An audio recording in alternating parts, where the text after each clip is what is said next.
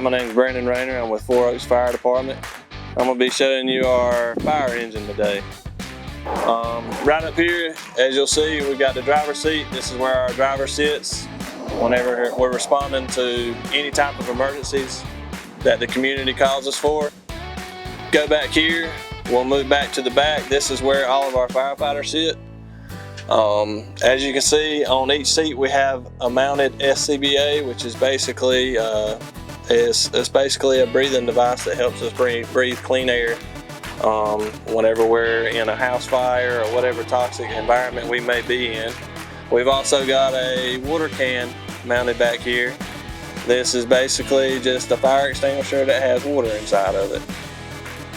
Moving on back here, this is our pump panel. This is where our driver engineer supplies water to our firefighters on a house fire or any other type of fire that we may be on. I know this looks complicated, but it's actually not that complicated to run. This here is the engineer's compartment. We keep tools and equipment here that the engineer may possibly need on any emergency. We've got some hose attachments here, and we've also got different size hoses down here and some toolboxes with different tools in them as well. And we've also got our tower light control right here. They can control lighting. We've got a tower light on top of the truck that we can use to illuminate a bright light on a dark fire scene. Our next compartment here is just basically a tool compartment. We've got various and different types of tools here. As you can see, we've got axes right here. We've also got tools on the back side of this compartment, as you can see. We've got bolt cutters laid out right here that we use to help cut different locks, chains, anything of that nature that nothing else can really cut with. All right, this compartment right here, we've got various amounts of different tools on this compartment. We've got different types of hose nozzles right here. We've also got extrication equipment on these two levels right here. We've got spreaders and cutters, also known as the jaws of life. Some of you may know them as that. We've also got cribbing down here that helps us stabilize vehicles if they're unstable in any way.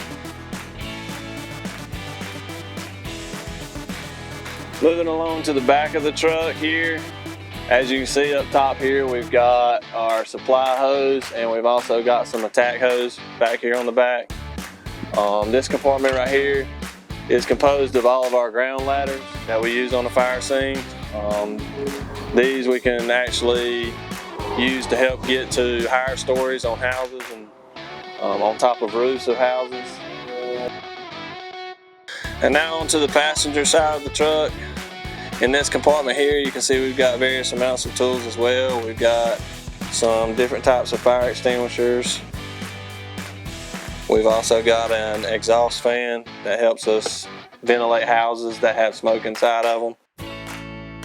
And we've also got our first responder equipment as well, if we ever are responding to a medical emergency. So moving on to this compartment, you can see we've got a big dump tube up here that we basically put on the back of our truck that allows us to dump a bunch of water at one time if needed. We've also got backup air supply for any type of air emergency that we may have on scene. And we've also got some rope that we can also use on any fire scene or any given emergency as well. So this compartment right here is where we keep a various assortment of our chainsaws. We've got our regular chainsaw, and then we've also got a chainsaw that is also known as a ventilation saw. And this saw right here is what we use to cut holes in the tops of roofs of houses and various other structures if we need to vent a very toxic and hot atmosphere inside of the house for a firefighter. And then moving back up to the front of the truck, we've also, like I've showed you before, we've got the back area where our firefighters ride to the fire scene.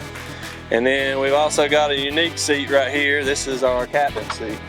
And this is where the fire engine's officer sits whenever we respond to calls, and they're basically in charge of everyone on board the engine.